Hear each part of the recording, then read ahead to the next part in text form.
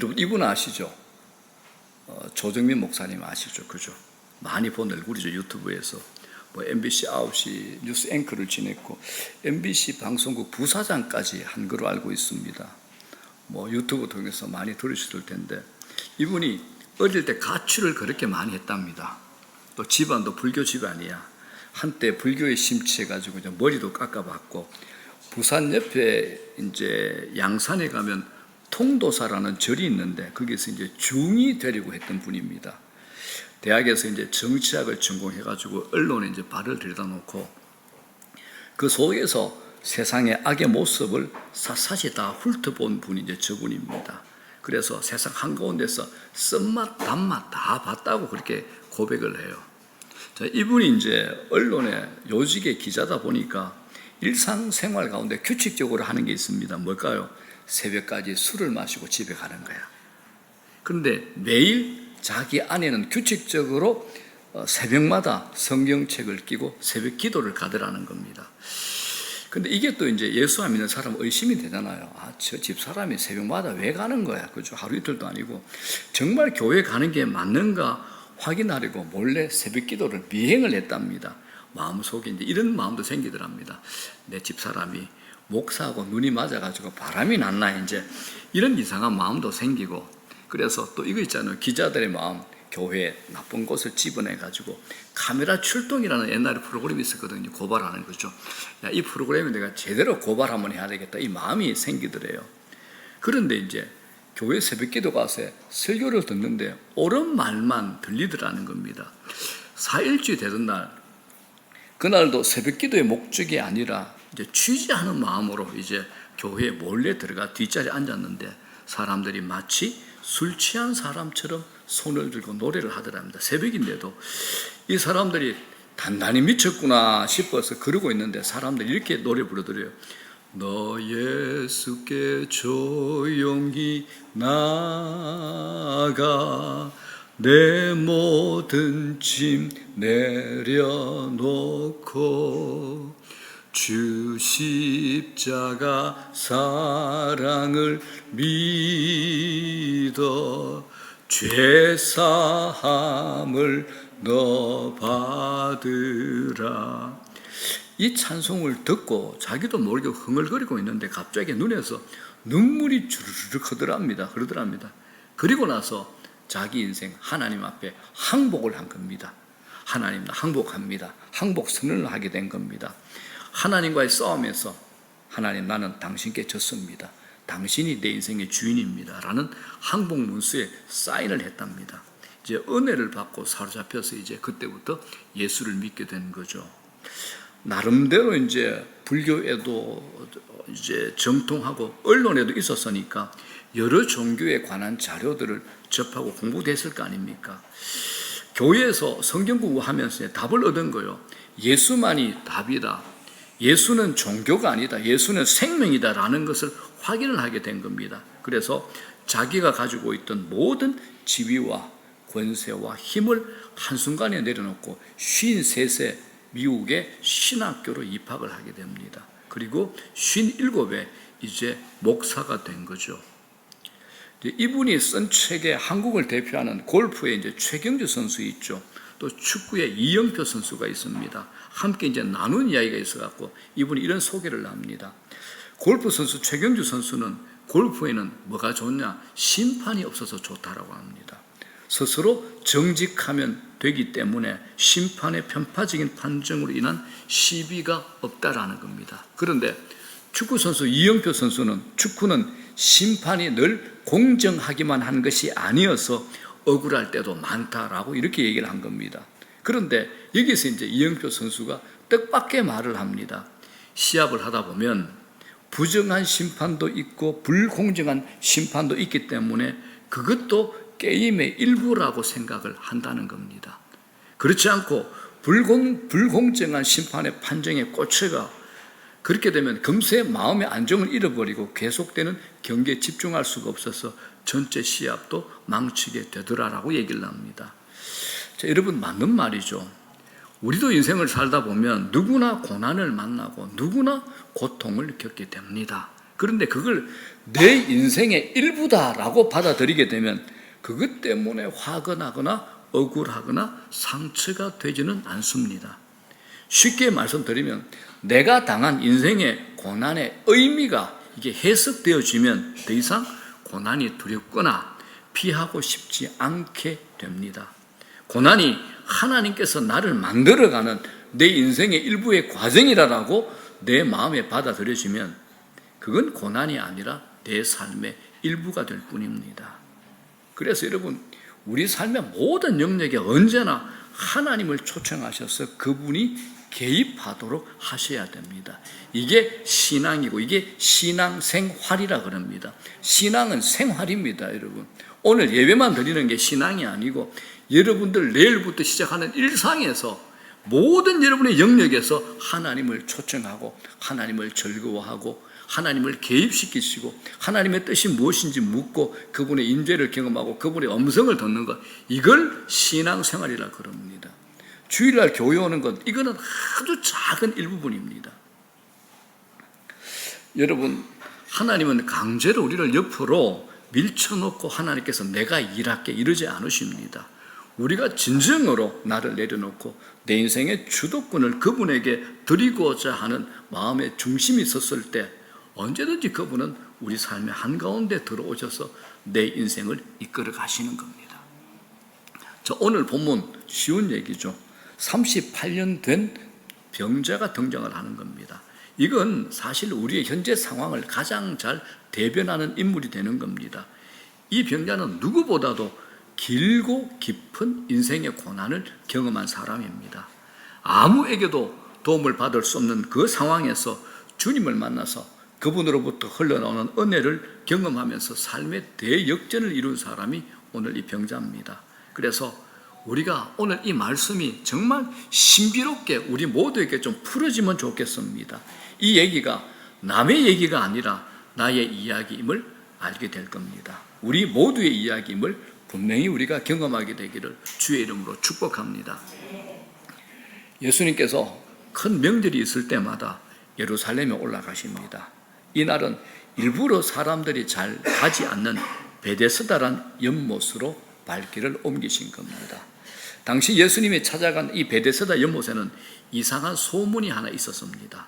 그 연못에는 한 번씩 밑바닥에서 물이 끓어오르는 현상이 있었는데 그 당시에 과학적인 지식이 사람들이 없었던 터라 사람들 눈에는 마치 하늘에서 천사가 내려와서 물을 휘젓고 가는 것처럼 보였던 겁니다. 그런데 천사가 내려와서 물을 휘저을 때 그때 제일 먼저 누구든지 먼저 연못에 뛰어들기만 하면 어떤 병이라도 깨끗하게 낫는다, 이런 소문이 돌았던 겁니다. 그런데 이 내용을 기록한 여러분 성경의 요한복음 5장의 3절 4절을 펴보면 괄호로 묶여져 있습니다. 그 이유가 뭐냐? 이 이야기가 사람들에게 널리 퍼져 있던 미신적인 이야기였기 때문에 성경에도 괄호가 되어 있습니다. 자, 병이 낫는다는 소문을 듣고 많은 병자들이 가족들의 부축을 받아 그곳에 몰려들었을 겁니다. 그리고는 그 기둥 아래에 가벼운 매트를 깔고 천사가 내려와서 물을 휘젓기를 밤낮으로 기다리고 있었습니다.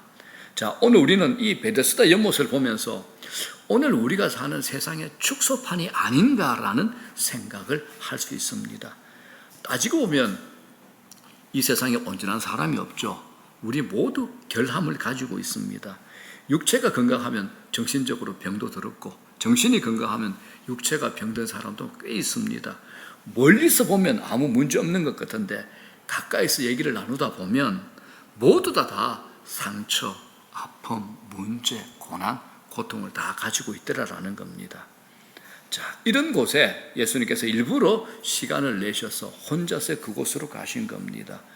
가보니까 여기저기에 자리를 깔고 누워있는 병자들 있죠. 예수님께서 그 틈을 비집고 한쪽 모퉁이에 홀로 누워있는, 그래서 하늘을 바라보고 있는 이 어떤 남자 곁으로 가시게 된 겁니다. 허리를 굽히고 그를 내다보신 예수님은 그가 38년 동안 병을 갖고 있는 것을 알게 되셨습니다. 자, 여러분 한번 생각해 보십시오. 이 사람은 38년이나 되는 세월을 자리에 누워서 있었습니다. 여러분 38년에다가 2년을 더하면 몇 년이죠? 40년이 되는 거죠. 20살에 이런 병이 생겼다면 지금 나이가 얼마일까요? 예순이죠, 그죠? 10살 때 이런 병이 생겼다면 지금 나이가 얼마일까요? 50이 다 됐을 겁니다. 사실 38년 이 숫자는 우리에게 어떤 마음을 줍니까? 어떤 생각을 줍니까? 불가능. 이걸 우리에게 던져줍니다. 여러분 혹시 병상에서 1년 정도 누워본 적이 있습니까? 병상에서 1년도 굉장히 긴 시간인데 38년은 엄청나게 긴 시간입니다. 제가 군대에 있을 때 군종을 했잖아요. 설교를 하다가 갑자기 배에 심한 통증이 와가지고 후방으로 끌려갔습니다. 이제 병원에 갔죠. 후방으로 갔는데 갑자기 심한 복통인데 그때 의무병이 오더니 군종병, 너 무조건 배가 아프다 해라. 충수염 그래서 맹장 수술해라. 너 군대 생활 힘드니까 그러면 한 달은 후방 병원에서 버틸 수 있다. 저한테 이 주시를 준 거예요. 그래가지고 내가 별로 아픈 것도 없었는데 약간 오른쪽 아래 좀 땡기는 것 같습니다. 했더니 의사가 딱 만져보더니 야, 나 끝났어. 내 병 아니야. 그러고 가라 했어요.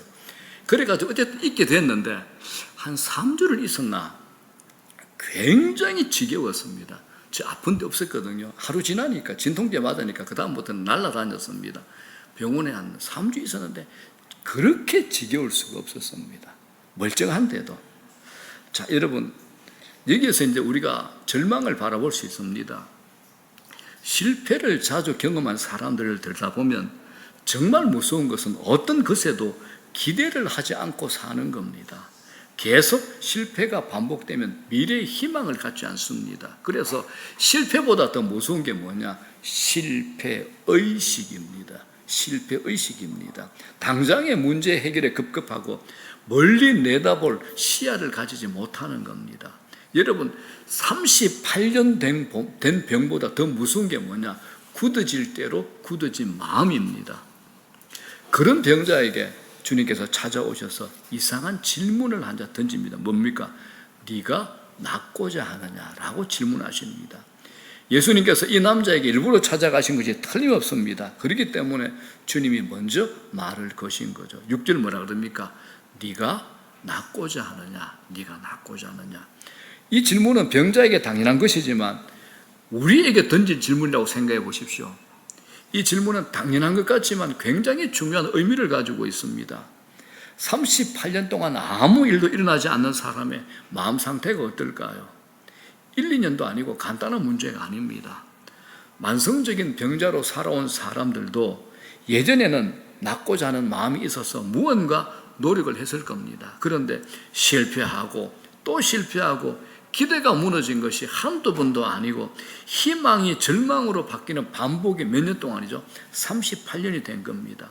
이렇게 만성적인 절망과 실패는 스스로 자기는 안 된다라는 결론을 가지게 됩니다. 희망의 불씨가 완전히 꺼져버리는 겁니다. 차라리 그런 삶에 익숙해져 버린 겁니다.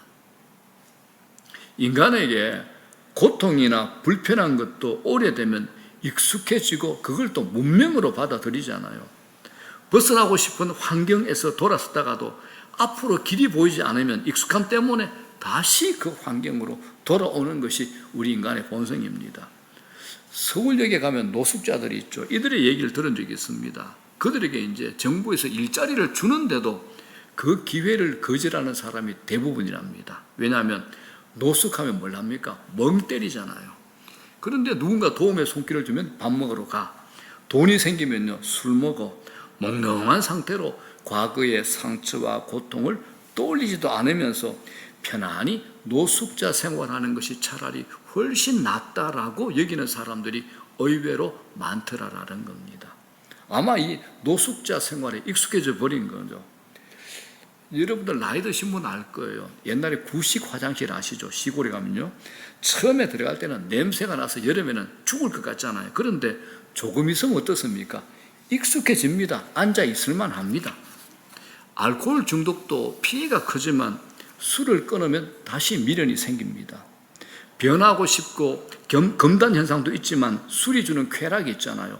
술 친구를 잃어버린 것과 변화에 대한 두려움으로 옛날에 익숙한 것으로 다시 되돌아가는 겁니다. 그래서 인간은 변화를 원하지만 동시에 변화를 원하지 않는 이 공존하는 모순을 인간들은 다 가지고 있습니다. 주님께서 오늘 38년 된 병자에게 네가 낫고자 하느냐 이 질문을 하신 것은 정말 네 삶에 변화가 일어나기를 원하느냐라고 하시는 겁니다. 굉장히 중요합니다. 익숙하고 운명 같은 삶에서 그걸 걷어내는 것 쉽지 않다라는 겁니다. 실제로 그 당시 병자들 중에는 낫기를 원하지 않는 사람들도 많았을 겁니다. 나아봤자 더 굳은 일을 하면서 살아야 하기 때문입니다. 차라리 사람들에게 동정받으면서 동량으로 살아가는 것이 더 편할 수 있다라는 겁니다. 자, 여러분 이걸 우리에게 적용하면 이렇습니다. 많은 분들이 영적으로 변화는 원하는데 현실은 그대로입니다. 마음은 원해요. 그런데 현실은 그대로입니다. 의외로 많은 사람들이 답은 하나입니다. 딱 하나입니다. 변화보다는 현실과 타협하는 경우가 많기 때문에 그렇습니다. 변화보다는 현실과 타협하는 거죠. 사실 이 몸의 질병보다 마음의 질병이 훨씬 심각하고 더 깊습니다. 내 안에 어떤 역사가 일어나려면 가장 먼저 내 마음에 불이 붙어야 됩니다. 여러분들 동의를 안 하시는 얼굴인데 여러분 내 삶에 어떤 역사가 일어나려면 내 마음에 불이 붙어야 됩니다. 내 마음에 불이 붙어야 됩니다. 꽁꽁 얼어붙었구나. 닫혀져 있어서 이미 자신의 삶에 어떤 결론을 내린 분들이 얼마나 많습니까? 그래서 한 발짝도 움직이려고 하지 않는 마음 안에 기적이 일어날 수 없죠. 그것 때문에 주님이 먼저 고쳐주지 않고 뭐라 그럽니까? 네가 뭐죠? 낫고자 하느냐라고 질문하시는 겁니다. 네 마음이 어떠냐 질문하는 겁니다. 네가 낫고자 하느냐 질문하는 겁니다.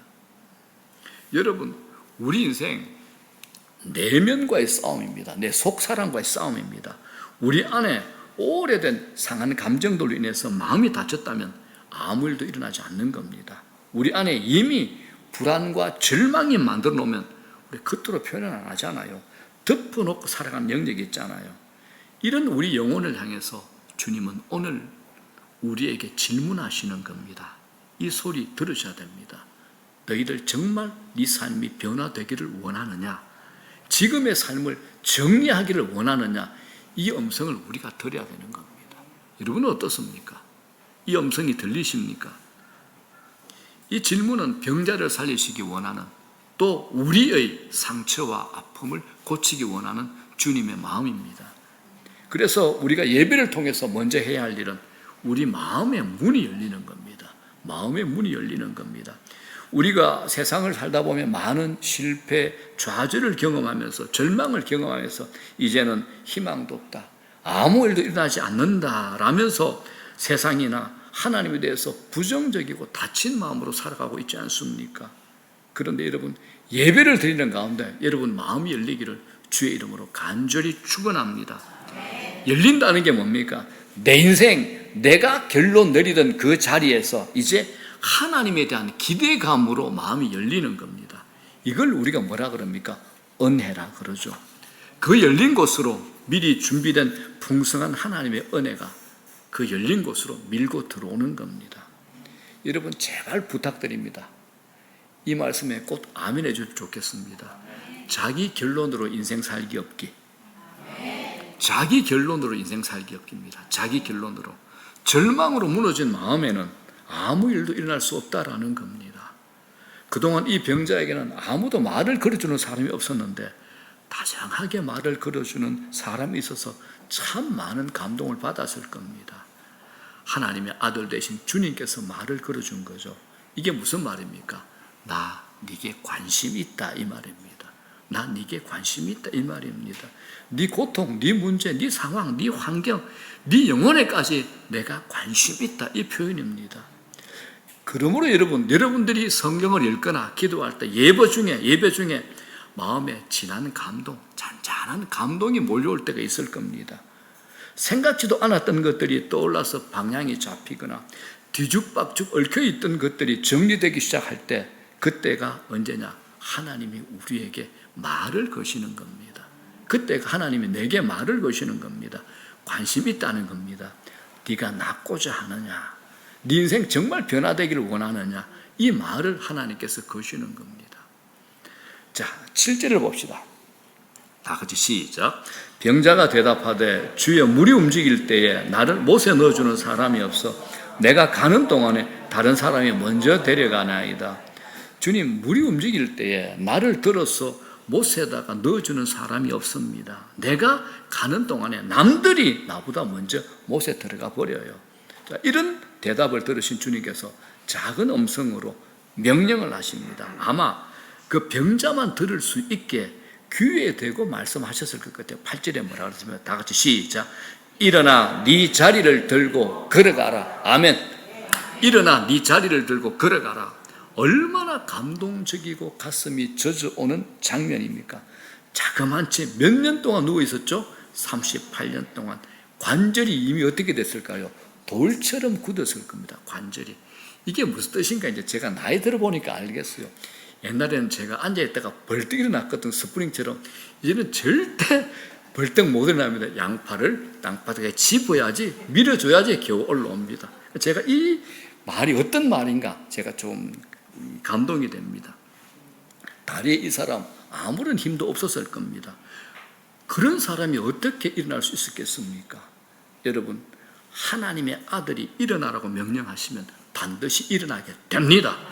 빛이 있으라 말씀하시니까 어떤 게 생겨서 빛이 생기는 겁니다. 빛이 있으라 하시니까 중동의 그 뜨거운 무덤 안에 죽은 지 4일이나 지나서 썩은 냄새가 나기 시작하는 죽은 나사로를 향해서 주님이 너 나와라 하시니까 죽은 시체 안에 생명이 들어가서 스스로 걸어 나왔잖아요. 하나님의 아들이신 예수 그리스도께서 대자연을 향해서 명령하면 바다여 잔잔하라면 그 풍랑이든 그 바다가 잔잔해집니다. 왜냐하면 그분은 하늘과 땅의 권세를 가지신 분이기 때문입니다. 자, 마태복음 28장 18절 시작. 예수께서 나와 말씀하여 이르시되 하늘과 땅의 모든 권세를 내게 주셨으니 하늘과 땅의 모든 통치권과 지배권, 질서권을 예수 그리스도께서 가지고 계신 겁니다. 그분이 영으로 우리 안에 계십니다. 우리 안에 계시다는 겁니다. 자, 9절 볼게요. 그 사람이 곧 나가서 자리를 들고 걸어가니라. 어떤 단어가 제일 눈에 들어오나요? 저는 곧이라는 단어가 제일 눈에 들어옵니다. 주님이 말씀하시자 성령의 능력이 이 사람을 일으켰습니다. 벌떡 일어나 누워있던 자리를 둘둘 말아 걷었습니다.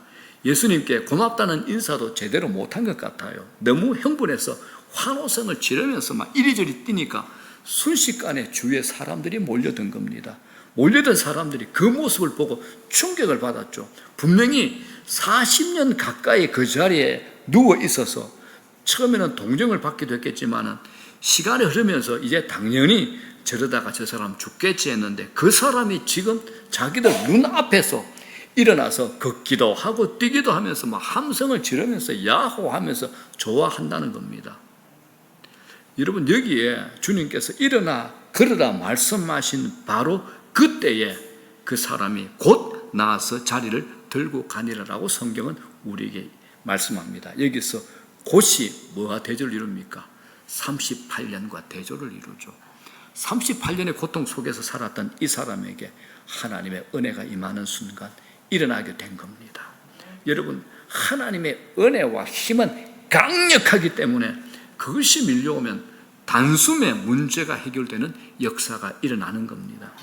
38년 동안 묶여있던 문제가 한 번에 날아가 버리는 이런 역사가 일어나게 되는 겁니다. 여러분, 몇십 년 묵은 문제도 하나님의 은혜가 임하면 오늘 본문처럼 한 번에 해결됩니다. 복잡하지 않습니다. 우리도 이런 은혜를 여러분들 믿고 또 구하고 받는 저와 여러분 되시기를 주의 이름으로 축원합니다. 자, 수많은 사람들의 간증을 들어보면 한마디로 하나님의 은혜입니다. 우리가 하나님의 은혜를 말로 설명하기 어려운 것은 논리를 뛰어넘죠. 합리성을 뛰어넘지 않아요. 하나님의 독특한 방식이기 때문에 그렇습니다. 오늘도 우리 삶의 복잡한 문제들이 수십 년 동안 얽혀있다 할지라도 하나님의 은혜가 임하면 단숨에 역전되는 역사가 일어날 줄로 믿습니다. 우리 중에 수년 혹은 수십 년 동안 신앙생활을 하신 분들이 있습니다. 그럼에도 오늘 본문의 38년 된 병자처럼 인생의 거센 폭풍 앞에서 날개가 꺾여서 좌절과 고통을 당하는 분들도 있을 겁니다. 오랜 시간 고통을 당하다 보면 소망이 식어버리죠. 삶 속에서 허우적거리는 모습을 당연한 것으로 받아들입니다. 나는 아프지, 이대로 사는 거야. 이걸 당연하게 받아들이고 사는 겁니다. 여러분, 은혜를 기대하십시오. 은혜를 기대하십시오. 자기 결론에 빠져가지고 자기 삶을 절대 포기하지 마십시오. 오늘 주님이 우리에게 질문하시잖아요. 네가 낫고자 하느냐? 그 음성을 들으십시오. 저와 여러분들이 절망하는 그 자리에 주님이 오셔서 계신다는 사실을 믿으시기 바랍니다. 우리가 부른 찬양이 있죠. 한번 같이 불러볼까요? 나의 등 뒤에서 나를 도우시는 주. 나의 인생길에서, 나의 인생길에서 지치고 고나여 매일처럼 주저앉고 싶을 때 나를 밀어주시네. 일어나 걸어라. 일어나 걸어라. 내가 새 힘을 주리니. 일어나 너 걸어라. 내 너를 도우리. 나의 무능력을 주님 앞에 고백하고 내 마음을 열기만 하면 주님께서 역사하셔서 내가 할 수 없던 일들이 해결될 줄로 믿습니다. 우리 안에 찾아오신 주님을 만나게 되시기를 주의 이름으로 축원합니다. 그래서 우리가 신앙생활할 때 여러분 언제나 마음의 태도를 한번 확인해 보십시오. 마음의 태도요. 마음의 태도가 상당히 중요합니다. 그건 소망입니다. 아무리 어려운 처지에 놓여도 소망을 잃지 말아야 한다는 겁니다. 여러분 한번 생각해 볼까요? 38년 된 병자에게 네가 낫고자 하느냐? 어떤 의미에서 이 질문은 굉장히 불쾌한 질문이 됩니다. 그렇게 병상에 오랫동안 있었는데 낫고 싶지 않은 사람이 어디 있겠습니까? 그런데 낫지 않았던 거죠. 아무도 고쳐주지 않았고 희망을 버린 지 오래됐습니다. 그럼에도 이 사람의 언어의 답변 안에는 뭐가 있었습니까? 작은 소망이 있었던 겁니다. 물이 움직일 때 뛰어 들어가고 싶었는데 아무도 나를 도와주지 못해 들어가지 못하고 있습니다. 라는 이 사람 마음 안에는 작은 소망이 있었던 겁니다. 주님은 이 작은 기대감을 발견하시자마자 일어나 걸으라고 명령하신 겁니다.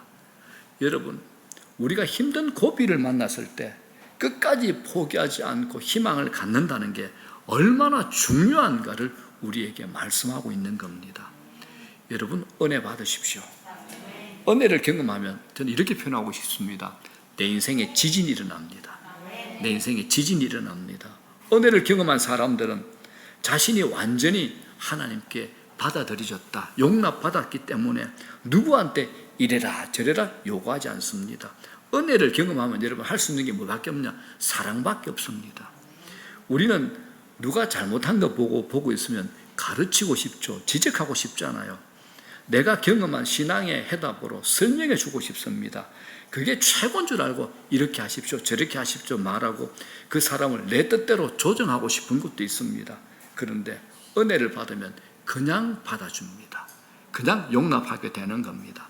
아픈 사람, 나보다 부족한 사람, 안 되는 사람을 만나도 고개 끄덕이면서 아프겠네요, 그러겠네요, 참 딱하다, 예, 저도 공감이 됩니다, 이렇게 해주는 겁니다. 이게 좋은 교회입니다, 여러분. 이게 좋은 교회입니다. 그 사람이 너무 아파하면 아무 말도 하지 않고 눈을 맞추고 손 붙잡고 어깨 다독이면서 함께 울어주는 겁니다. 진심으로 그 사람의 아픔을 탄식하며 가슴에 품고 기도해 주는 거죠. 이게 은혜입니다. 여러분, 교회에서 가장 큰 병이 뭘까요? 교회에서 제일 많이 시험 드는 첫 번째 항목이 뭘까요? 예? 아시네, 맞습니다. 섭섭함입니다. 교회는 그냥 이게 이익 사회가 아니잖아요. 그죠? 장사하는 집단이 아니잖아요. 믿음의 공동체, 영적인 공동체이기 때문에 어떤 시험이 제일 많냐? 섭섭함입니다. 그런데 은혜를 받으면 누가 뭐래도 섭섭하지 않습니다. 은혜 받으셔야 됩니다. 우리 모두가 은혜 받으셔야 됩니다. 왜냐 그러면 교회에서 아무리 다 맞춰줘도 마귀가 끼어들면 섭섭한 마음이 생길 수밖에 없습니다. 목사는 안 생길까요? 저는 누가 그랬습니까? 제가 그 정도면 지금 천국 가야 됩니다. 목사도 똑같습니다, 여러분들. 여러분, 뒤에서 누가 나를 욕해도 섭섭하지 않을 수 있는 것 딱 하나입니다. 은혜 받으면 됩니다. 왜냐? 비난과 섭섭함을 능히 넘어설 나를 압도할 만한 은혜가 있기 때문에 그렇습니다. 여러분, 은혜를 받으십시오. 그리고 기뻐하십시오. 자, 빌립보서 4장 4절 5절 뭐라 그럽니까? 주 안에서 항상 기뻐하라. 내가 다시 말하노니 기뻐하라. 너희 관용을 모든 사람에게 알게 하라. 주께서 가까우시니라. 항상 기뻐하느냐 그렇지 않느냐가 신앙의 영적 판단 기준이라는 겁니다. 이건 은혜가 있느냐 없느냐에 따라서 분별이 됩니다. 여러분들에게 질문. 여러분들은 일주일 생활 가운데서 기쁨이 자신을 지배합니까? 아니면 우울함, 낙심이 자신을 지배합니까?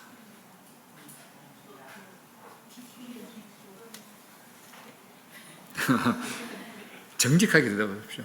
기쁨이 나를 지배합니까? 즐거움, 하나님을 인하여 즐거워하는 것, 기대감을 갖고 소망을 갖는 이 기쁨, 즐거움이 자신을 지배합니까? 아니면 불안, 염려, 두려움, 낙심이 나를 지배합니까? 몇 대 몇입니까? 예? 잠깐만, 내가 예배 시간에 영상을 통해서 예배 드리는 분 미안합니다. 이거는 계신 분만 물어볼 수 있습니다. 봉기 집사님 몇 대 몇요? 기쁨이 8입니까? 와, 대단하다. 다다음부터 무조건 안수 집사다. 대답 잘 하셔야 됩니다. 대답 잘 하셔야 됩니다. 뒤에서 웃고 있는 혜정 집사님. 몇 대 몇? 100대 빵. 100대 빵. 목사님, 내가 시험 든다.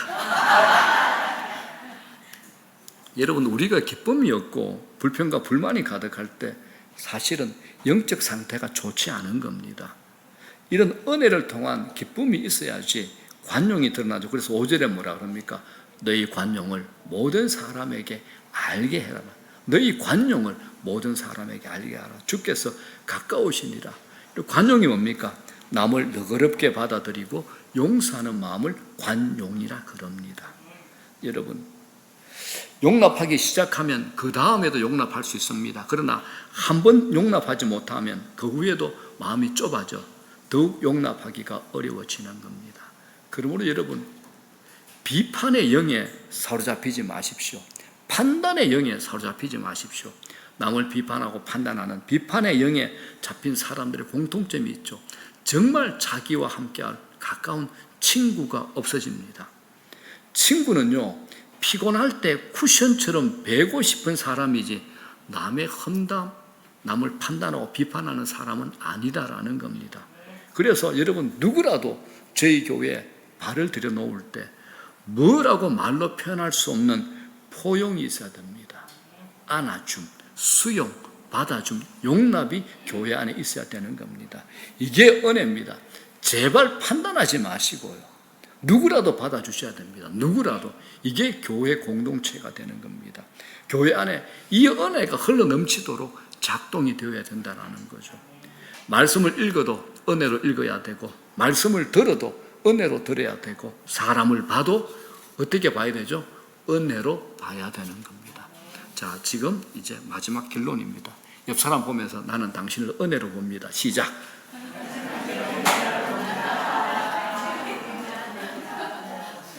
아니, 임재남 집사님은 가연이를 보면서 웃으면서 그럽니까? 은혜로 안 보여집니까? 네, 아닙니다. 우리 임재남 집사님이 가연이를 얼마나 좋아하고 사랑하는지 제자 훈련 때 보면 눈에 꿀이 뚝뚝 떨어집니다. 자, 사랑하는 여러분, 이제 말씀 정리합니다. 우리 변화되어야 됩니다. 우리 새로워져야 됩니다.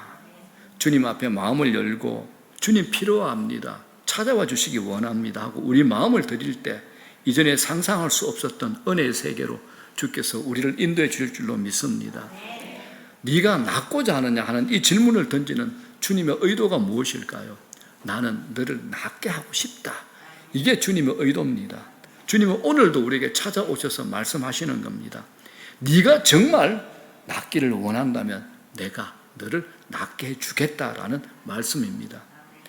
많은 사람들이 겉으로는 낫기를 원하고 변화되기 원한다고 말하지만 정말 변화되기를 원하지 않는 것 같습니다. 자기 인생에 이미 자기가 결론 내버리고 하나님이 하시는 것을 원하지 않는 인생이 너무나 많습니다. 오늘 우리 모두의 마음이 하나님 앞에 충분히 열리기를 소원합니다.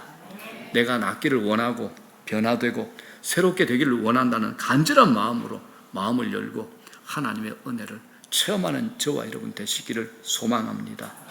우리 하나님은 놀라운 기적을 행할 수 있는 분입니다. 실제로 우리를 이렇게 걷게 하신다는 사실입니다. 고난당하는 사람 옆에 와서 단순히 위로한다, 내가 위로한다 이렇게 말만 하시는 분이 아니라는 겁니다. 실제로 일어나 걸어라 라고 말씀하시는 분입니다. 그리고 일어날 수 있는 힘, 걸을 수 있는 힘, 뛸 수 있는 힘을 주시는 분이라는 겁니다. 여러분 오늘도 기적은 일어나고 있습니다. 하나님이 역사하시면 한순간에 바뀌는 일이 일어납니다.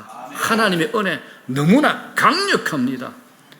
너무나 오랫동안 나를 칭칭 감고 있는 문제 때문에 나는 이제 할 수 없다 스스로 그렇게 포기해버린 사람, 포기를 여러분들 내려놓기를 바랍니다. 주님 앞에 활짝 마음을 열고 주님 바라볼 때 우리 인생에 무거운 짐들이 다 벗겨지고 새롭게 하시는 회복의 역사가 일어날 줄로 믿습니다. 우리가 그런 기대감을 가지고 나아갈 때 주님이 반드시 응답해 주실 겁니다. 여러분 하나님은 우리 인생이 오늘보다 지금보다 훨씬 더 나은 인생이 되기를 바라고 원하십니다. 하나님은 더 깊고 풍성하고 멋진 세계가 있는 그런 삶 안에 우리를 세우기를 원하시는 겁니다. 그런 인생 사는, 그런 믿음 가지는, 그렇게 반응하는 저와 여러분 되시기를 주의 이름으로 축복하고 축복합니다.